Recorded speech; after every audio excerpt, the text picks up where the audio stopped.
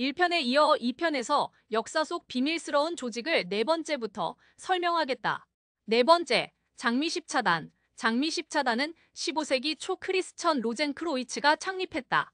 이 조직은 마법의 힘을 이용해 지구를 개혁하기 위해 만들어졌다고 알려져 있다.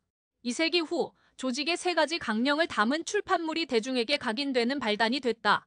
일가견 있는 음모론자들은 그들이 프리메이슨, 일루미나티, 보이지 않는 대학을 설립하고 현대사에서 중요한 혁명을 이끈 주요 원동력이 되어왔다고 믿는다.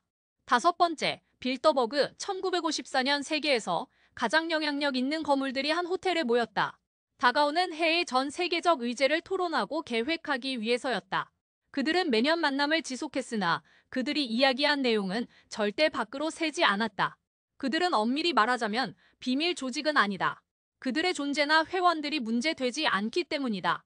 하지만 많은 음모론자는 그들의 연례 모임이 끼치는 영향과 권한을 걱정하고 있다.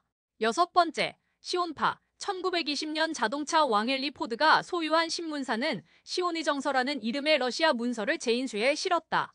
곧 이 문서가 가짜란 게 밝혀졌지만 이 내용은 국제 유대인 세계에서 가장 중요한 문제라는 새로운 제목을 달고 책으로 출판됐다. 아돌프 히틀러는 이 책을 읽고 영향을 받았으며 자신을 위해 여러 아이디어를 도용했다. 아직도 전 세계 반유대주의 이론가들은 시오니 정서의 존재, 유대인들이 세계를 지배하기 위해 음모를 꾸미고 있다는 게 진짜라고 믿고 있다. 일곱 번째, 성전기사단. 12세기 초 9명의 기사가 성지를 여행하는 순례자들을 보호하기 위한 서약에 맹세했다.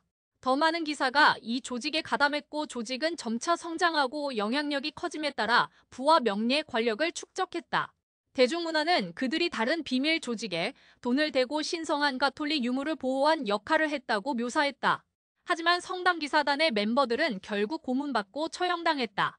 그리고 조직은 없어졌다.